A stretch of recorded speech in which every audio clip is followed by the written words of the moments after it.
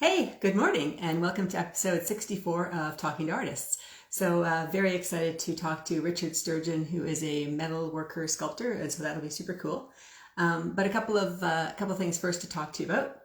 First of all, I'm working on my new Jabra headphones, so I'm hoping that they work out. If there's any issues or problems, then hopefully you can let me know, because there's no real way of testing them live unless you're live. So that's what I'm doing. Also wanted to really thank everybody who purchased from the Square Foot show, so Julia Veenstra's abstract show, and sold all 4 pieces, so that's amazing. And I want to just thank everybody for deciding to take them home, and that's really great. I'm at the cottage for another couple of weeks, so it'll be a few weeks before they get in the mail, but hopefully then you can see them. Or if you're in Toronto, we're actually doing a real live show, the Riverdale Art Walk, this August. It's on August 21st, 22nd, Saturday, Sunday at Jimmy Simpson Park. 100 artists. There's lots of COVID protocols and stuff, so I'm super excited about it and really hope to see you there. And the other last thing too is that the Leslie Grove Gallery has a show called The Wisdom of Kinship, which is an Indigenous show, which is remarkable. The opening was so amazing as the artists shared their stories. And we had an education session last night again, which was talking to the artists about how their culture plays so deeply into their work and how it really resonates. And so anyway, if you're at the Leslie Grove Gallery, that's Jones and Queen Street East, I really encourage you to check it out because it is amazing. really beautiful. Okay, so let's bring on Richard. And looks like he has requested to be in my video. And of course, I'm going to come on board. So very excited to talk to Richard. I've loved his work for a long time. And so, hey. Hey, how you doing? Can you hear me okay? I can hear you just fine. How are you? I'm great. I'm really great. Yeah. I'm looking on these new headsets, so I wasn't sure how they were going to work, but they seem to be good so far. Interestingly, if I take one out, I lose all my audio, so. Oh. It's weird. I don't know. I'm just do a quick adjustment here. Yeah. All right, have you got me? I do, and I see your work in the background. And yes. I'm so sorry to talk to you because we only kind of chat every once in a while at shows, and so it's been a few years. Indeed, it's nice to connect directly, through, I guess still through social media, but actually a little more directly than just, posting and liking. So maybe we can kind of start. I've only ever known you to do the kinetic sculptures of the metal, which I think are gorgeous, but I thought it was interesting the post you posted recently about the raku vase, and it made me realize I don't really know your history of what you did and how you got started, and maybe you could share that. Oh, interesting, yeah. So that vase was actually, I think it's from 1998, the one that I posted. I actually started off with carving wood. And turning wood, lathe turned bowls and that sort of thing years ago, just this past time.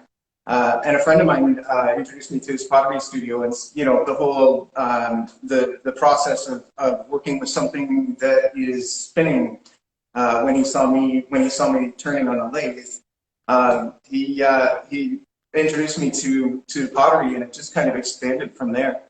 My dive into metalwork actually started off as a way to elevate my pottery. I was making stands, so I took a welding course in order to complement my pottery, and it's just kind of taken off from there. Oh, that's wild. And raku, if I'm not mistaken, is when you actually put the pottery into fire, so it's very unpredictable. Is that right? Yeah. Raku's kind of it's kind of a magical process where things are pretty volatile and you don't know until it comes out of the kiln what's going to happen.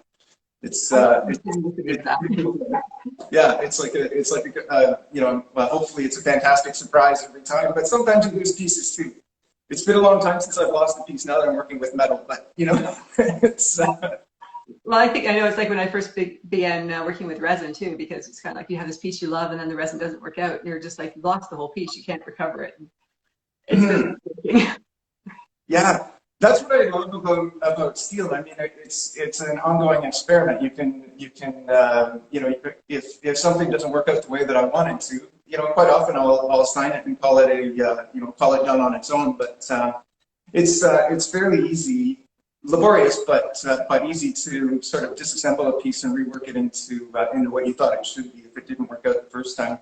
Right. And so do you have a degree in fine arts, or is it something you just kind of started being interested in with the wood turning and it gradually evolved? Yeah, that's exactly it. My last formal art course, I guess, would have been grade 6. Wow. But you know, I truly believe that everybody has a creative spirit, and you know, through this process of discovering you know, different mediums and different modes and processes, I sort of embraced the idea that, you know, maybe I didn't even know that I was an artist. So really, I didn't consider my artist until I was in my 30s, which seems like a long time ago now, but it's really not. No, I'm always really interested in it. We often get this question too of people that are looking to go into the arts as a full-time career, because of course it's not really something that most parents are like, woo, artist of the family, you know. So Yeah. how did you kind of make that decision that it's something that it was something you really felt you needed to do and actually could do it well enough to make a living at it? Well, I had a fantastic opportunity. The company I was working for closed and I lost my job. Right? One of those things you don't very often. A great opportunity to change your career.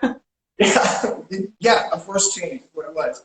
I did a lot of research while I was in between jobs, and everything sort of pointed me back towards I should be doing something creative and with my hands. And I qualified for a couple of programs while I was off that sort of set me on the path of self-employment is an option. And the more research I did, the more it looked like actually being an artist was oddly my best career path. And that was 20 years ago. So far so good. Well, 20 years ago, I'm sure there weren't the same level of maybe supports in terms of learning about the business part of art. Like the art part is one part of it, but the other part is, of course, the business and making it. Yeah, it's true. Yeah, I always joke that during one of my business courses, I think it was a marketing course, and the instructor asked me what my vision was, and I said I want to be a sculptor, and he said, don't ever say that again, and we'll get along just fine. And we sort of geared my program from there, you know, as far as developing a business plan, if there is such a thing for an art studio. We sort of geared my program from that point to one-of-a-kind pieces, but able to flex into what the actual product was going to be, because, you know, my whole point was for it to be different every time. So Yeah.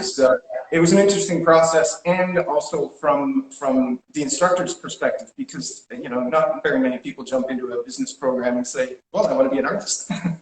Yeah, I bet that was amazing. And I absolutely think that a good artist should have a business plan. Like, it doesn't have to be a 55-page, you know, documented with appendices, but I think it's kind of the goal to exactly what you want to do, right? Yeah. And it's sort of, just even if it's just to define a direction. But I mean, I think with everything you have to keep it flexible. But as an artist, I mean, everything has to be flexible. It's a pretty volatile career choice, and you have to be able to change directions when it's demanded. Yeah. And so when you did that business plan, were you doing the metal sculptures already, or were you still trying to find your niche? I was, yeah. I had taken my first couple of welding courses, and I was still working with clay and wood at the time. And I based my business plan on metal, you know, like a production process, and work that I could wholesale, garden pieces, that sort of thing. And it actually worked. Doing that as sort of developing my skill set in the studio, and you know, working in a wholesale environment where I knew that's not where I wanted to be, but also gave me a bit of a sense of how to manage you know, cash flow and the structure of business, and then apply it to an art studio, which was, again, a fantastic opportunity. So when you say wholesale, so you were selling to other retail stores and they were selling for you, almost like in a gallery environment, or more of a... My wholesale was mostly garden centers and home decor stores and that sort of thing. It was strictly retail, not so much gallery and consignment. And in the meantime, I had a couple of small galleries where I got to test what I was doing, as sort of my own personal output, which was more sculptural. Um, and yeah, it was all sort of complementary to the program that gave me the kickstart. So it was an interesting way to start a sculpture studio, and I think it was 4 or 5 years after I actually launched that I was able to step away from wholesale and do strictly sculpture.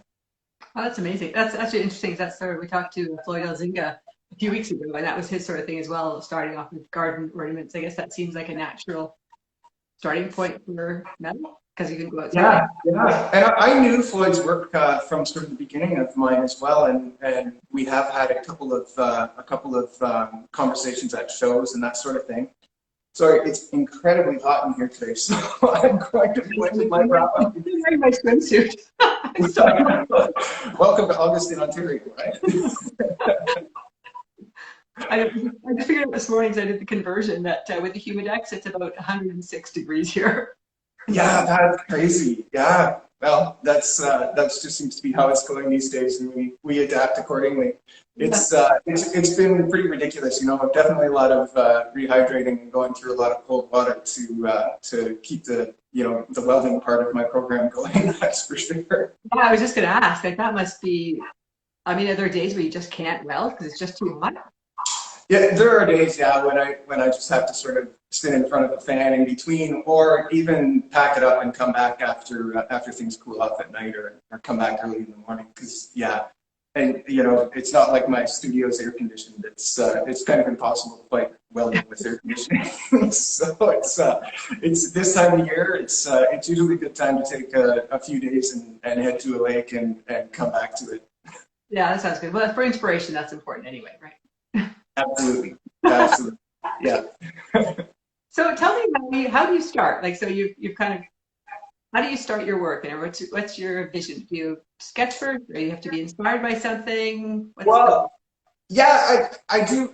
I mean, inspiration comes first. Thoughts, especially with abstract work. I mean, it's thoughts and how to present them are sort of I guess abstract right from the beginning, where you know that you're trying to communicate a point of some sort, but it's not a clear and contextual point. So those ideas tend to go from inspiration, thought, things that I see, and interpret it into a quick sketch, even just a quick scribble on the studio floor to get us start. People always say, what are the two hardest things about being an artist? I always say it's knowing how to start and when to stop. Those are the two. That's so true, especially being an abstract painter. Abstract artist, I find the same thing. Like, yeah. You realize you're so close, and you're like, I just don't want to take it too far or take it over the edge because you can't pull it back sometimes. Yeah, it's true. Yeah. Once you cross that line, you tend to have to sign it and see what the audience says. Yeah, for sure.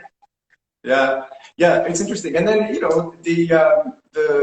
the idea of a lot of my work is landscape based and how I see the landscape and how I experience it. So.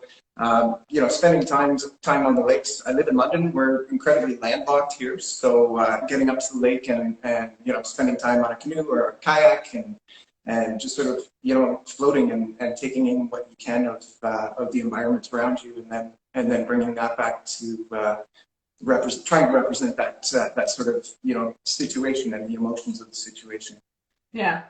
Well, and it sounds like from what you're talking about, your work is a lot about kind of relationships, like the relationships between each other and the relationships that we have with the land and stuff like that.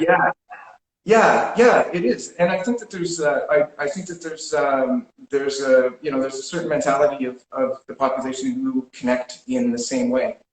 But I don't think, especially in sculpture. I mean, I can't. I find it quite difficult to connect directly through a specific landscape or a specific scenery and to translate that well enough, but to actually part of what how I explore that is through my mode of experiencing that. So representing a canoe or a kayak or island and the scenery that I've experienced and immersed myself in tends to have a broader connection. I think people see what they want to see as long as it's not too literal. Yeah, like to me, the work feels more like it's more kind of you're trying to capture the energy and the experience versus, of course, everything representationally. And I think the fact that they also have a bit of movement, a bit kinetic too, kind of gives you that, again, that feeling of, well, I always think play is always part of movement, but it's also kind of like the water and the wind going through the trees or something like that. Yeah, yeah. Well, I think you and I have sort of the same draw from the same inspiration on that level for sure. It's tough to try and represent that sensation of being amongst moving things when what we're doing is fairly static. I mean, fortunately with sculpture, I can actually create kinetic motion, and some of my work actually, literally moves with the wind as well as trying to capture the sense of movement with the wind.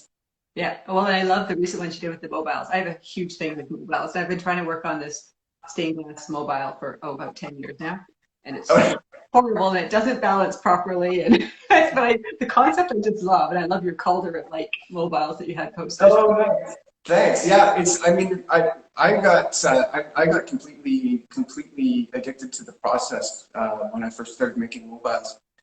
Calder was a huge inspiration for me to become an artist in the first place. So it was a bit of a stretch for me. The first person was a friend of mine who kept asking me to make a mobile for him, and I kept saying, no, you're going to have to buy a Calder if you want a Calder. And eventually he convinced me to make it, and from that point on, I can't turn back. It's one of those things where the process is what draws me in, and then the result, the product of that process is so connected to where it began. Yeah. It's mathematical. It's choreography. There's so many different aspects that you have to consider. When I'm doing static work, it's you're trying to present an image that people connect with, an emotion. But with mobiles, there are so many different factors that come into play that have to work, or the piece just doesn't work. It's a fantastic process. I'm sorry, as I said, it's kind of that dynamic that with the mobile, there's so much analysis and technical experience and structure and formality and stuff that goes into it. And then at the end of the day, the final result is absolutely not any of those things. Yeah, it's true, because I've just found that the best part about a mobile and getting to that completed piece is again knowing when to let go of the process and sort of trust your instincts on letting the piece lead you to the end, to its end, because with something with so much dynamic, it's very forced if you don't let it go at some point and start to follow rather than. Yeah. And so are you starting to sell those mobiles? I noticed that you sell them through Mike Smith's gallery in yeah, that's great. Connecting with Mike has been fantastic, and now that we can be open and people are traveling, we're starting to find an audience out of Lunenburg with Smith and Smith, and they just sold one of my mobiles there. It's a strange thing though, because most galleries use motion sensors for their alarms, which kind of it makes it difficult to show mobiles. Oh, that's so interesting. I never thought of that. Everything you don't consider, right? Yeah, it makes total sense. So I guess you can break into Smith and Smith with no problem. Yeah. Well, they have a spot where the back in the corner where the motion sensors don't reach. So there's a spot where they can put them, and that's any place that I've been able to show my sculpture or my mobiles in galleries. That's always been the case. They have to figure out where it can show, so that they don't get a call at 3 o'clock in the morning. That's just so cool. Yeah. Most of my mobiles end up finding homes through commissions, either through my galleries or direct to collectors. Who, I mean, there aren't a lot of sculptors, I don't think, that have mobiles as sort of part of their body of work. So it's always exciting when somebody who actually is really interested in mobiles as their collection um, connects with how I do a mobile. It's a pretty cool thing because it usually leads to a fairly long-term relationship and a few pieces in the collection too. Well, I mean, as someone who's really truly tried to create a mobile, I can sort of appreciate why there's not a lot of artists that do it because it's remarkably difficult. Like it looks so simple, it looks so elegant, but to get it all balanced properly, to have the connectors not be kludgy and stuff, it's Yeah, hard, and you've done a great job of it. nice. Yeah, it is. It is all about the process, but everyone is exactly that challenge. If it doesn't work, it just doesn't work, you know? Yeah. Well, that was very obvious when it doesn't work too, right? It's true. It's kind of painful, yeah. But it's something to keep going back on. I think the most complex mobile that I've made I think it had 13 elements to it. So, choreographing the movement of that many elements, it was a painful process. But when you actually make that breakthrough, it's a pretty cool thing to just sort of sit back and enjoy how they literally take on life of their own, pushed around by the slightest movement of air in a room or outdoor pieces. You make them heavy enough that they don't move too fast, but light enough that they're actually going to have that constant motion and and then not fall over in the wind, these sort of things. And so your more traditional pieces, and I would say traditional just because that's the stuff I know you for, the curly ones. How Yeah. do you make those? How do you make them all curly and even? And do you Well, bend them or? I do everything cold, and those pieces are actually most of them are stainless steel. And the thing with stainless steel is that it work hardens. So the more you work it, the more difficult it gets to work. Oh, So I kind of only get one shot at finding that sort of perfect arc. And literally, I walk around my studio with a 20-foot length of stainless steel until it starts to, break into that perfect arc, and then I follow its lead until the two ends connect. And there's just one spot where they're connected. But it starts as most of them are a 20-foot length of material. wow. And I love the ones where you incorporate like wood and other sculptures and stone and stuff into them as well. Those are really neat, bringing in those other elements. Nice, thanks. I think that's bringing sort of my past experience with the creative process of carving wood and how I've gone through so many different materials, and I get to actually bring it back into why I actually started working with metal, which was to elevate other materials.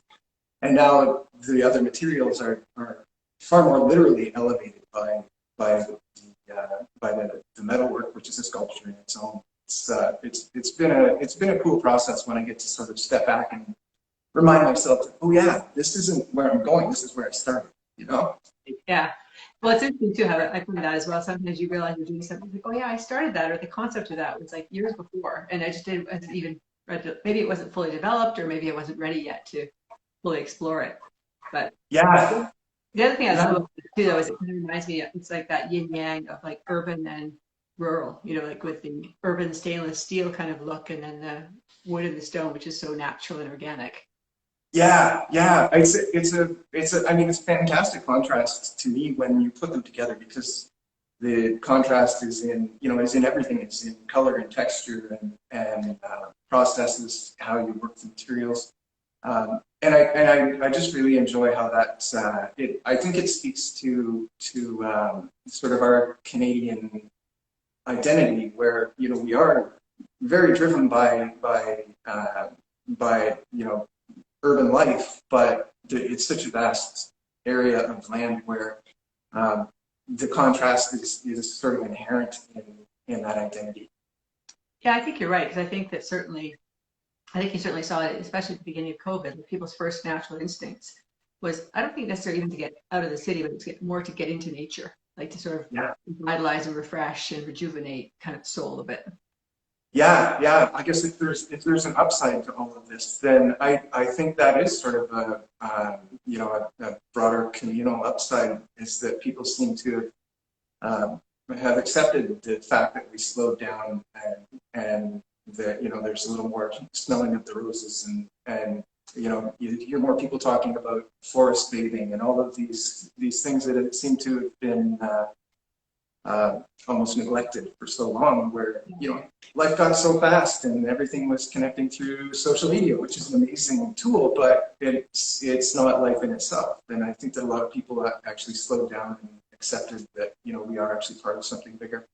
Yeah, well, I think especially stuff like, I think especially around the green bathing and forest bathing, because I know that my sister, obviously an artist in Vancouver Island, she's been talking about and channeling that for, I don't know, 10 or 15 years.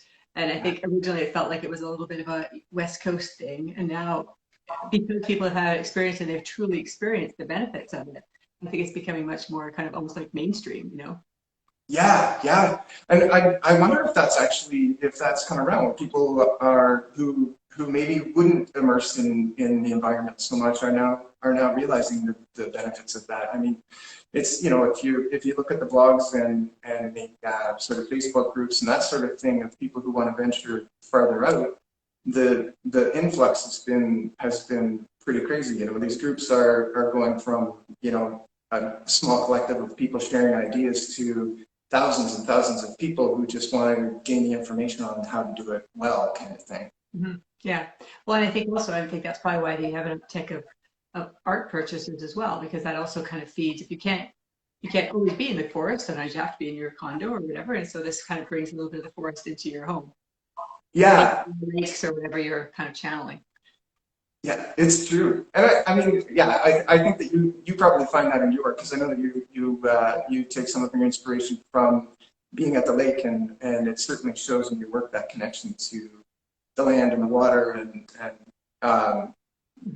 for me as well. I've always had a laugh when I do a show, the Artist Project in Toronto. That was one of my last big shows, and yeah, and then things got really weird. But I always find at especially Toronto, that is about as urban as we get in Canada. And I find people come into my booth and they don't realize they've seen my work in one gallery, but it's mostly abstract work, and then they head to a gallery in cottage country or something, and they don't make the connection, and then they realize that they already have two streams of my work that are sort of a completely different aesthetic and statement, but by the same artist. And again, makes that connection with the audience and the collectors a little more solid, to realize that kind of all have that experience. But it is that idea of especially with landscape work, is being able to go to a place, have that experience, and stop by a gallery, and in Collingwood or Muskoka or one of these places, and be able to bring a piece of that back to your regular home urban environment, and still feel a connection to it. Mm-hmm. I think that's also quite a remarkable achievement, especially with abstract work, which tends to be more urban versus rural and even cottage country.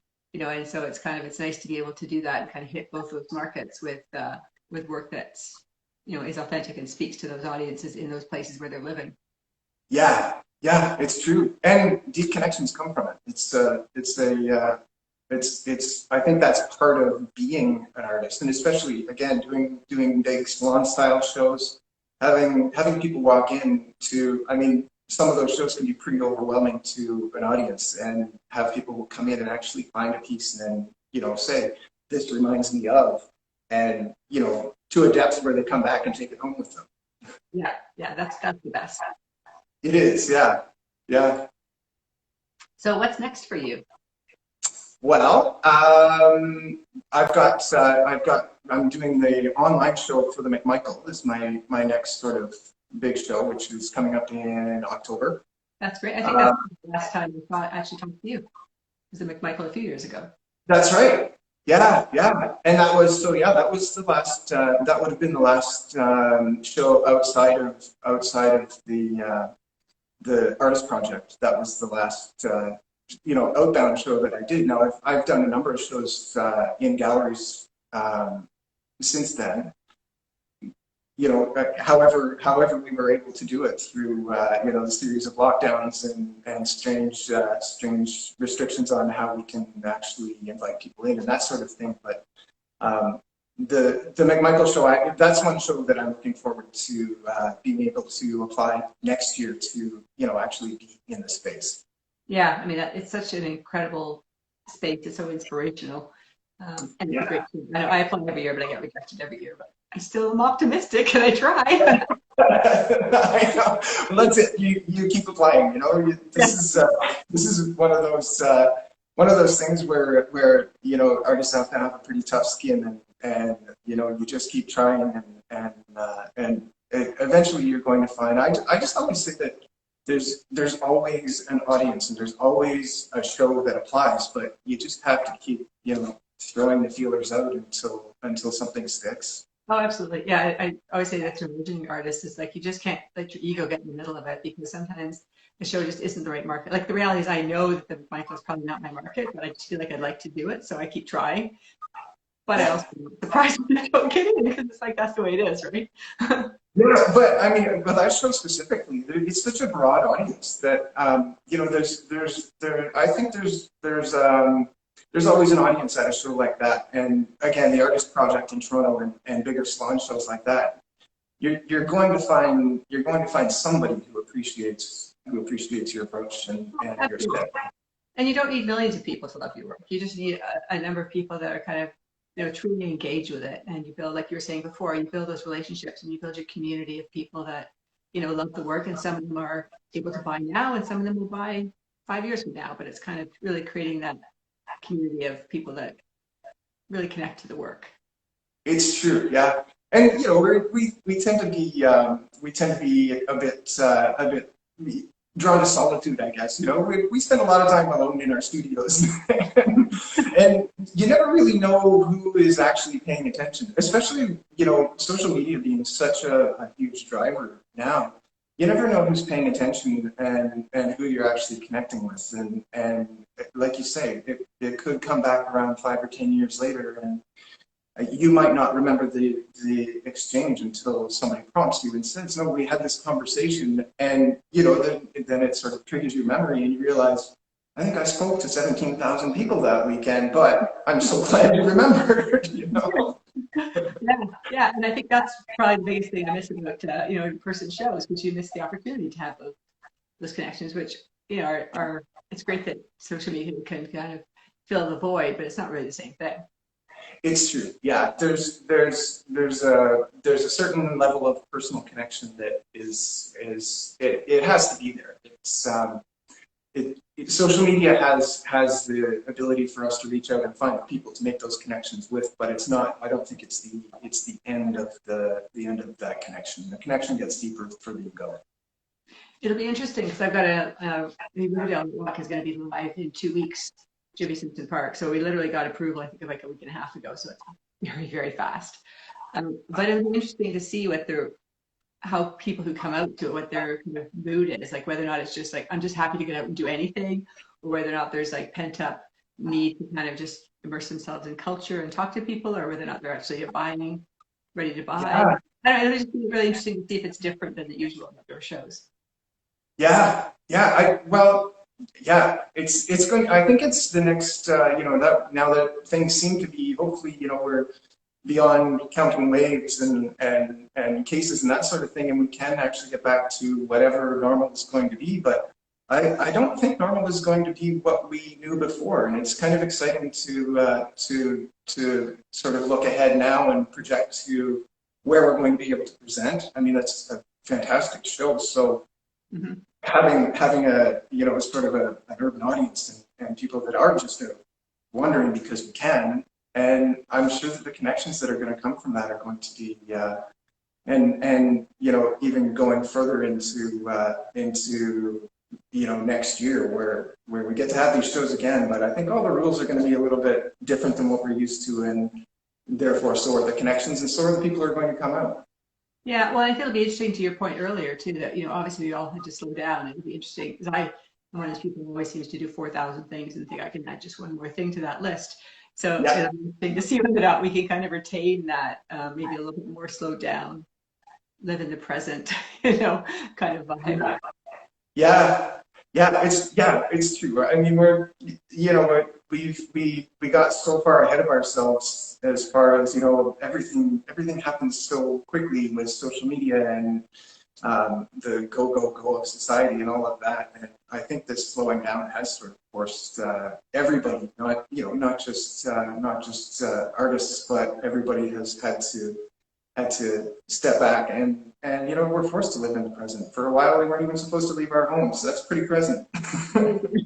Maybe a little bit too present. A little too present sometimes, yeah. At one time, my world was getting pretty small, which I don't love. Yeah, it's true.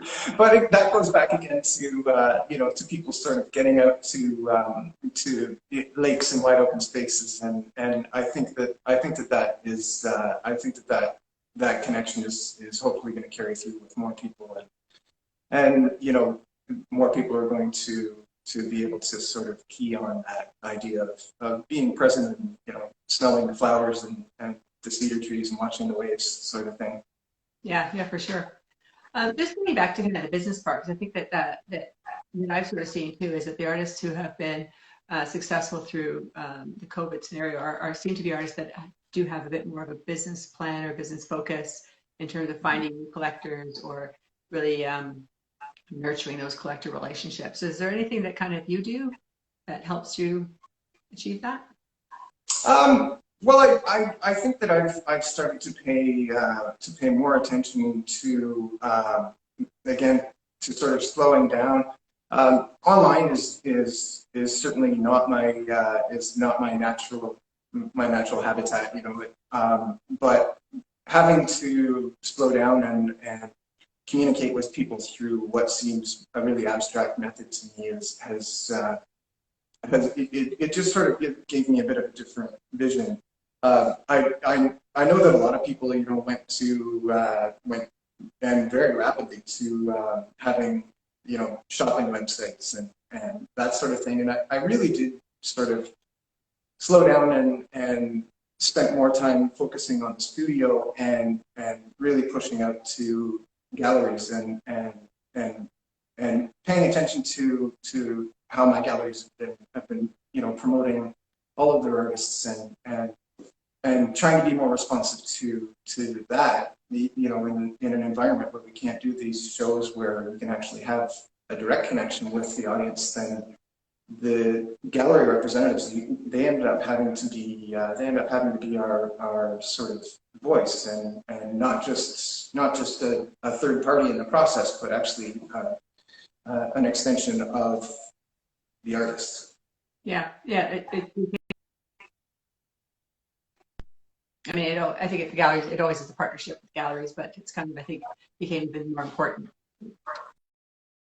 You're getting.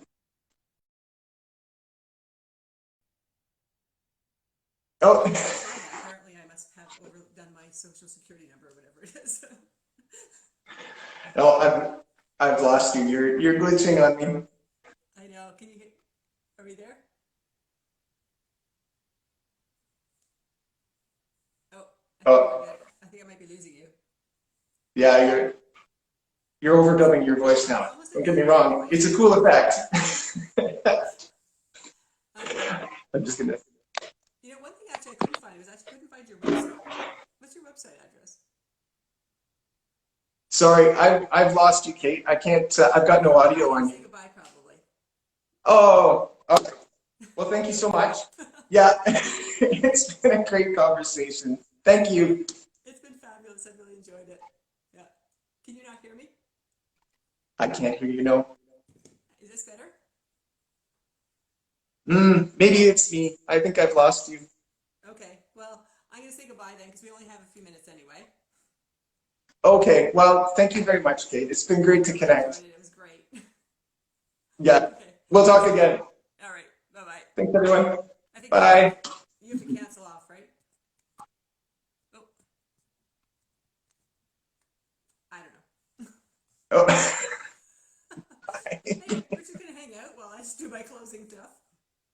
Um, Thank you so much for kind of joining me, Richard. I really appreciate it a lot. And this video will be on my Instagram Live as well as Facebook, my YouTube channel, which is youtube.com/Kate Taylor Art, and eventually it will be on my podcast, Talking to Artists. So I encourage you to, if you can actually subscribe to my YouTube channel, that would be great. Leave comments and let me know if there's other artists you want me to talk to. That would be fabulous.